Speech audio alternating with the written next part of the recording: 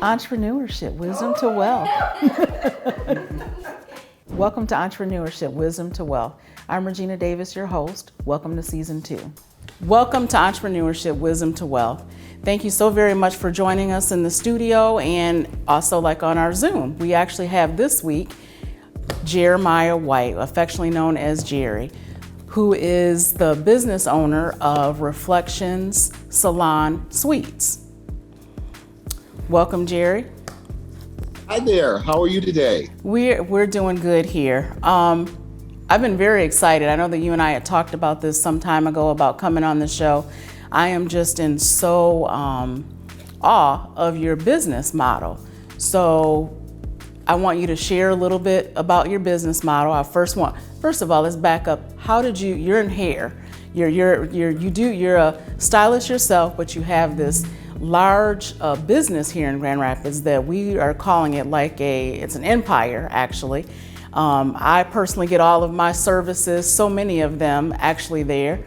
So it's nice to have like the one-stop shop, and it really is all a reflection really of you and all of your customer service. Yeah, we've talked about customer service before and how important all that is to everything that you do. But first, can you tell us a little bit why you are in the industry that you are? How did you get there? So it's a long, crazy road that got me into here. I always loved and enjoyed customer service. That just has followed me, service and customer service. So throughout my high school years, college years, I was a server. I was always involved in guest services and stuff like that. So it was always important to me that people got quality service. Getting to the hair trail, I was going to school to be a special education teacher. Wow. Actually. Okay. And I do, which is so crazy, I do think that God still allowed me to teach because you never stop learning and you never stop teaching. In school, and I was just getting burned out and I needed a break. And I had an aunt and an uncle that had a barbershop and a beauty shop. And I always, when my mom would come home, I was like, I could do that. In my mind, I would be like, I could do what you just got done. And I could get you out faster than you was just there all day growing. So one of the things that I decided is, I knew that I could. Took a break from school and a friend said, I'm going to beauty school. I think you would love it. And I'm like, huh? Lo and behold, I went and I found my cousins, my sisters, my brothers, my aunts, my uncles. And I was like, I'm home. Wow. So it went really, really well. And it just kind of started from there. And there isn't any place else in Grand Rapids that's like it. And in fact, I don't know any place else where, people are able to go because your suite is really large. So tell us how many suites you actually have in the building. So right now we have, working in the building, there's about 32 of us. So I have about 25 suites, but I also have 2 other spaces. So I have 25 suites that host everything from nail technicians to locticians to barbers, beauticians. I've had people sell clothes. I have tattoo artists. I have massage therapists. And then I also have a space where I rent out for different things. But right now I have a driver's ed instructor. And in the main salon, there's 7 of us in there. So there's over 30 people that occupy the second floor of what we call Reflection Salon and Suites. And what I love about it is I didn't want it just curtailed to just hair. And I didn't want it curtailed to just Black people, for real. I wanted a diverse space where everybody could grow. And one of the things that happened before, I used to have 3 salons. And one of the things that I learned is I could only work at 2 at one point. I couldn't work at the other one. And so there was a disconnect, or my footprint wasn't on that last space that I couldn't be a part of being in it. And so what got opened up on this floor is that even though they're separate and they can do their own thing, we're all still very connected. And I still feel like if there's some help needed, some training, some development, some help, I'm scared, I don't know if I can do this business, there's a lot of space for touching bases with people, and just kind of encouraging them and saying, you can do this, we got this together. You're not alone. Look at the person down the hall. Look at me. We all have to take baby steps before we run the big race. And so it enables us to kind of do our own without like the full brick and mortar of being on your own. And it's kind of like a mentorship is the way you're sort of describing. It's like a mentor apprentice type of thing, although they're all licensed within themselves, within their own name. So they've done the proper training to hang their license like on the wall, that sort of thing. So I just want you just to tell us a little bit, how did you decide? I mean, how did it get so big? And I know that because of the customer service, I know that you like excellence, that sort of thing. So I know that you kind of seek maybe. I know that there's like someone in there who's like a the color, like a specialist, that people think that are the best. And so do you solicit these people or? Some people I sought out and some people sought me out. Mm-hmm. I did, you always want the best of the best. Mm-hmm. But sometimes the best of the best doesn't play well with people. Mm-hmm. They want to be their own. And I think what the niche came is when we did suites, because people still wanted their own. Mm-hmm. And I think sometimes you want your own privacy. You want the conversation to go the way you want it to go in your room. Yeah. You want the music and the vibe to be what you want it to be. So I saw suites before. So Reflections is turning 20 this year. Wow. Well, congratulations. Thank you. I'm That's so amazing. thankful for that. Mm-hmm. I'm just thankful to be in business for 20 years. Yeah. I'm thankful that we've had clients and people for 20 years, but I'm thankful to get to work with great people for 20 years. So we've been at the space for about 11 years. And it didn't start off as large. I mean, it started off with probably about 6 or 7 of us in one place that we have, that's the salon. And I had saw suites out of town. When I go out of town, I visit different things. Okay. See what they have. And I'm not one that always says I have to move from Grand Rapids. Okay. I just think sometimes you can bring things that you find from other cities, bring it back and figure out how to work it in your city. And so I saw some suites and I liked them. What I didn't like about them is, one of the things that I kind of tweaked is everything was in their suite, like their shampoo bowl, their everything. So when you went into your suite, it was a self-sufficient space. What I didn't like about that is it required everyone to be alone. So you wouldn't have to talk to your neighbor. You wouldn't have to have any kind of dealings with the person next to you across the hall, down the street, around the corner. So I just did, when I saw the vision that I had, I said I needed this to be relational. I needed to be able, my business to boost your business if we did different things. I wanted people to be able to talk and also build community within a community. Ask for help and not feel like you're knocking on someone's door borrowing sugar. Yeah. It's like you're really talking to the person that you see down the hall, but you're bringing them into your own space. And so I just made the water where they shampoo outside of their room. So they had to be neighborly. And I tell them, guys, remember, this is like an apartment. So you have to remember that you have neighbors. So be courteous, be kind, watch your music, watch your language, shut your door if it's private or stuff like that. And it started off with the salon, then I went to 10 suites, then I did 10 more, then I did 5 more. Then I opened up the space down the hall where people would do like some lunch and learns, some small Bible studies. I have someone who does, we even have body sculpting. I'm sorry, I forgot about that. And permanent cosmetics, all of those things. So I just wanted to be able to say, you come to Reflections and everything you need to get done to get you ready to go out. Right. We got all your needs, man, woman, boy, or girl. Yes. So the other amazing thing about you throughout your 20 years, you have this book, and the book is Bounce Back from Booming to Bankrupt and Back, right? So what made you decide to write the book Bounce Back? So obedient. Sometimes I think the big thing for me, I'm a faith-based guy, just God all the way. So I think when you obey the unction or the word or the move of God asks you to do something, I think he'll open doors. So my move was a move of God. but even my book was a move of God. I got asked to speak at a millennials summit, really, and we were just talking about. It was talking on. I think the talk was on not bounce back. Just how do you recharge yourself? You know, from failure. Like if something doesn't go correct, how do you get back? And so, really, bounce back came from the chapters of the book. The chapters of the book came from like my outline. So I was talking about when I say from booming to bankruptcy and back.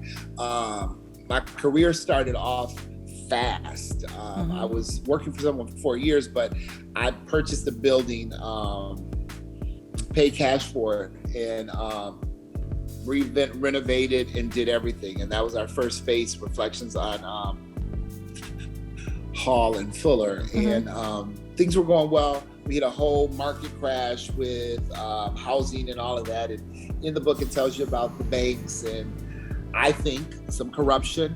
And just all of those things. And so I filed for bankruptcy, which was the craziest and the hardest thing that I ever had to do because one of the things that I pride myself on is paying my bills. And so to have to file for bankruptcy and lose, so if you've known anyone who's done bankruptcy, it's strategic. They're very strategic on what you can keep, and you can decide some things to keep or let some things go. But I had like 6 houses and I had three businesses, 3 locations. And so I quick sold some of the property and kept some of the things. And then I ended up quick selling the last Reflections property. And that was devastating to me because my portfolio was huge at that time. The Reflections that I built on Madison was a $1.5 million project. And then my Reflections on Hall Street was worth like 500. And then I had 6 houses. So I had an extensive portfolio in my 30s, and this was all setting me up for business and what I needed to do. And when I was teaching people about failure to launch, start again, I was really telling my story and I didn't even know. Wow. And so when I finished, they were like, oh my God, we never would have known that all of this happened. Like, and you're here and you're this. And I was like, yeah. And so I realized too that you can change the story. You know, you're still writing. You're still writing your life. You're still writing your story. And so I decided to write a book to let people know, but also to encourage people that it's not all lost when it's lost. And you just have to. I have more now in 1 floor than I had in 3 buildings. Wow. Yeah. And I'm able to, and there's more people that work for me now, but I'm able to teach, to learn, to help produce other entrepreneurs in a better, safer space for them, less aggressive in this space than I was before. So, and one of the chapters is called, it's fear and failure, and they really don't mix. And so I just had to talk to people about what failure looked like, what fear looked like, but also what focus and can do if you refocus and you the new word pivot, you make some changes in what you're doing, you can recreate yourself, and the other thing becomes kind of a story. It doesn't have to be the end of the story. It can be just a part of the journey. There's a few questions that we have directly related to some of the things in the book, if you don't mind. So in the book you stated that every failing moment doesn't make you a failure. Like, what does that mean? So I always say, my pastor always used to say, fail forward. And I say every failing moment doesn't make you a failure because you learn from it. One of the things I think in the book I talk about, like collect data or evidence or whatever. So if you fail and you just fly out of it and you don't do anything with it, that to me feels like a failure. But if you fail and you look around and you take notes and and say, why didn't this produce what I needed it to produce? Why did it move so slow? Why did I spend too much money? Why was the supply and demand? You take notes and you take the analytics and you go within yourself and say, why? Where was I? Was this the time? Was I supposed to do this now? I'm working on a new project right now, and I have my accountant looking at stuff this time. I'm looking at it. I got my financial investment looking at a person looking at it, and I'm praying and saying, is it me that just wants to do this right now? Because sometimes we just get so anxious. Yeah. I don't want to be anxious for anything. So I'm saying, am I just anxious and I want to do it? Or is this the right time or the not the good time? So you gotta take the evidence. You gotta look at all of the evidence, and you gotta sometimes ask someone, look at this so I can make sure it's just not me trying to do another me thing. Is this a thing that I should do that you think by looking at paper that this is profitable and I can make money over the next, amount of time? So when you take that, I think failure is not, I think it's not bad. I think actually it's a setup for your comeback, and it sets you up so you won't fail the next time when you use your notes. Yeah, so it's all being positive, like basically. Yeah, and taking those, what you would normally think is a failure, and just turning that around. I like that. So, to never do anything, see, that's to me, a person that sits on their dreams and their goals because they're scared, that's a failure to me.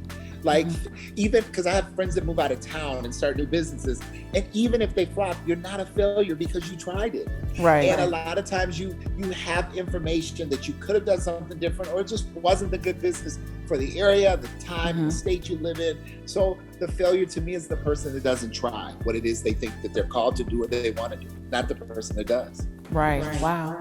So there's another one. So there's a tendency to eat fish before you even catch it.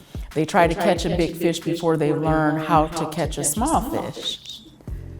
So that's what sweets can be for people. Sweets are a small fish. So you think you want your own. You think you can do it. You think you can manage people. Come on, boo. Let's run this little room here. Let's see if you can keep this little room clean. Let's see if you can keep your bills paid out of this room. Can you manage customer service with people you have? And if you can, and if it works, I have a person that's leaving me real soon, getting ready to open up a space of their own. And I love to kind of launch people, help them, whatever I have, you have access to.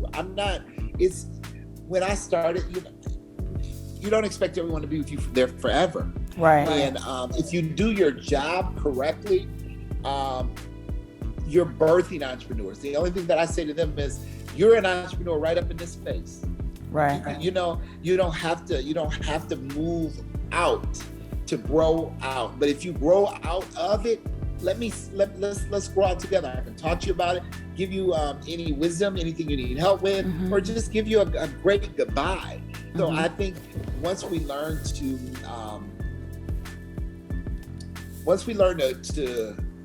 to manage what we have and see how it produces, I think when it's time to grow from that, it's almost like our kids. When it's time, they feel it, you feel it, everybody feels it's time for you to get out. Right. You want your own place, just the way. And those people that have maintained and done really well, I just know they'll do well when they leave. And it's like a proud moment of a parent. It's like, hey, and I go see them and I check in on them. And so it's pretty dope. So I think if you're faithful of a few things, it'll make you rule over a lot. Yeah. So also in the book, you talk about having vision. It means having a legitimate strategic reality. Can you talk about that for a minute? So I think vision can change. But I think you got to start with a vision. You got to know your vision and your motto and your mission. What is it you're trying to do? So a lot of times I try to start with the end in mind. I work backwards. Where do I want this to end up? And then I walk back into where I need to start. So my vision for Reflections was, yes, I wanted a salon, but more than anything, I wanted to learn to teach people how to be independent contractors, but I wanted to teach people how to be great entrepreneurs. So my end was, the vision for me was get a group of people together, but talk to them about life things. Like, I don't want me to be the only person who owns houses. I don't want myself to be the only person that has this kind of car. I wanted my people to be able to live and to be and to explore and to travel and be whatever it is they wanted to be. But I wanted them to realize that you can do it. Like, there's no cap to this. And if you see I have something and you want to know how or where or what was it, ask me. You know, it's an open door. I'll tell you. I wanted to teach us how to save, you know, and how to build wealth and how to pay our taxes and how to have IRAs and how to go on vacations and not come back broke. Right. So that was my vision. So it's what's really cool. It's got tweaked along the way, but what's great is to be living in vision and watching it happen and watching people take some of the skills or traits or things that you wanted to see happen and watch them do it. And so you realize that the mission or the vision, it wasn't in vain, and caring about people's well-being more than, because I tell people all the time, your space is replaceable, but you're not. Right. You know what I'm saying? What you bring to the table, I can't replace that. But I can put somebody else in that suite and they're going to make me some money just like you. But you mean more to me than a space that's empty without you. And so I think you care about the people and the rest will come. And I think that's the success. That's why I've had success in this business. And that's why my people don't hop around a lot. Because they know, first and foremost, I love and care about their well-being more than I care about the money that they're going to give me. Oh, you gonna pay me, but I care about you, more than I care about the money you're gonna pay me. I really do. So you've talked about a lot of things, and what would you like to specifically talk about wisdom? To give someone who's actually watching or listening, what sort of wisdom would you give? I mean, and it doesn't necessarily have to be in your industry, but I think just in general, just for an entrepreneur, what sort of wisdom would you like to impart? What a little nugget?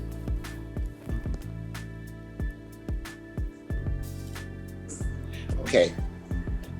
Part of that was breaking up. And if I heard you correctly, you said, what kind of wisdom would I impart to just any entrepreneur, just in any field, whatever? In any industry, something that can cover everything. Transferable skills. Okay. So, entrepreneur, you're going to work like hell. For me, if you're married, or it depends on where you are. So the buy-in of your family is very important, meaning whoever lives with you, you know, you got to have a great team, meaning a team of people that believe in you, can push you when stuff's down. And this is just anything. If you're opening up a tea stand, if you're going back to college, whatever you're doing, but entrepreneurs especially, you need a team. You need a fan club, because it's hard out here for them. You know, and I had to. It's so hard out here, and you need somebody to remind you that, you know what, you can do this. And you're built for this, and you're damn good at what you do. You know, and so you need somebody to keep pouring inside of you when you feel like, what am I doing this for? And when you feel empty and you feel depleted and the money's not coming in the way you thought it was. So for me, it's a team of cheerleaders and or supporters, but also you got to keep your reason why in front of you. Why? Because some people need to work for somebody. I'm just being, everybody shouldn't be an entrepreneur. You're not disciplined enough. You're not focused enough. You're not on time. You don't save. You can't do books. You can't do money. You need to go work for somebody. Let them tell you what to do. That's a lot of people, and they waste a lot of time because they don't want to be told what to do, trying to be their own boss, and you're not getting anywhere. So I would say really know your. And then one of the biggest things is know your strengths and your weaknesses. My pastor always used to say too, it's so crazy, staff your weaknesses. I am not a bookkeeper, papers and all of that. That's not me. And from the very beginning, I found somebody that's what they love to do. And we've been together it's not my wife, it's an older gentleman. We've been together for about 18 years. For real. And he came to me. He was on disability, and he was like, "I have a skill. I think I can help you." And I'm like, "Huh?" I said, "I need help, but I didn't know it was gonna be an old man." And I was like, "I don't need you." But it came up again later on. I was praying. I said, "God, you said I was gonna get some help." And he was, and it was a funny. The guy came in because he was bringing his granddaughter in to get her hair done. He came in again probably a month later, and I saw him, and I was stressed. And I looked and I said, "It's you." I said, "Oh my God, Mr. Old Man." He took me to a lunch, and I said, "Can I take you to lunch now?" Because everything you offered me was everything that I needed, but I didn't know what the package that was what you needed. I didn't know what that looked like. I knew I couldn't have no little young hussy. My wife wasn't gonna have that. Sounds like he was wise too, right? He's wise. Yeah. And I knew that I couldn't have somebody who was in the game just like me. And I can't trust you with all that's inside of my head. And you're trying to run away with my ideas. But I didn't know the way it would come. So it came, and we've been together that long, for real. That's so nice. I just say, trust your instinct, be honest with yourself if you're not honest with nobody else. And staff your weaknesses, but be true to people. If you're in a people business, be true to people, be loyal to people. You want people to be loyal to you. You want people to be honest with you. You want people to support you. That means you got to support, you got to be loyal, and you got to be honest. And then usually the money will come, right? And then usually money will come. Don't ask out of people what you don't want to give to people. You got to sow seeds all over because you don't know where it's going to come from. Right. I'm always buying little things. I don't need another nick or a knack. But I'll be buying knickknacks and buying stuff and sowing seeds here and watering here and planting here because I need that to keep going. Yeah. You know what I mean? It's just the law of, I just, do good to others and it comes back to you. Give to someone else's business, someone will give you your business. If it don't come to me, it might come to one of my people down the hall. Right. You know what I mean? So I feel like if we're all eating, we're all good. It's not just, I can't just be the only one eating. Right. So just sprinkle that stuff around so everybody eating good, so we can all make great money and we can live a great life. And so my thought was for my floor is everybody eats good and everybody does well. Ain't nobody going nowhere because they're gonna be like, I'm too scared. Right. People are too good up here. Yeah. So what's next for Jerry White? So what Jerry is really working on, I'm working on another book. Okay. But I want to do lunch and learns.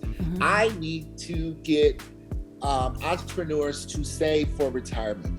Yeah. I believe there's a big disconnect, especially in the beauty industry, but a lot of entrepreneurs. We've worked our butt off, and we've traveled. Now we've traveled. Now we have a car. Yeah. Some of us we have a house, but we ain't got jack else. Yeah. So we didn't go max our IRAs every year. We didn't do a max IRA for our wife and our husband because you can hide it. I can hide money under my wife's IRA. I can fill her IRA and my IRA. It's our retirement. We're married. It's coming to both of us. You know what I'm saying? Do we have proper life insurance policies? So when someone dies, we're just not trying to scoop up money from everybody. Right. So my Lunch and Learns is going to talk about the road to retirement. And so I want to get us in our 30s realizing that we can tuck money away little by little, and then we can have it. And when it's time to cut down, we can cut down. When our body says we can't do it no more, we're not stressed out. So I always say, what I'm given, I'm supposed to give back. And so I need to do this, and I'm going to do classes and Lunch and Learns and charge people to come, but I'm going to give them actually handbooks. Right. You can write in these, and you can get yourself ready. So when it changes, because it's going to change for everybody, that you're equipped and you're ready for the change and you're equipped from it. It doesn't stress you out.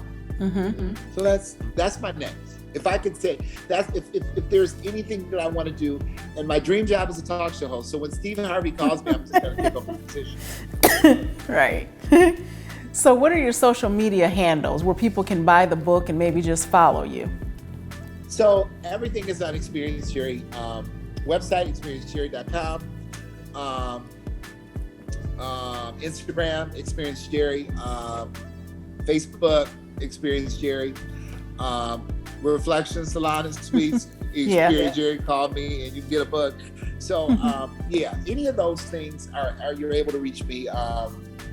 Instagram and Facebook is really easy. My website, I don't check it like I should. I know I should.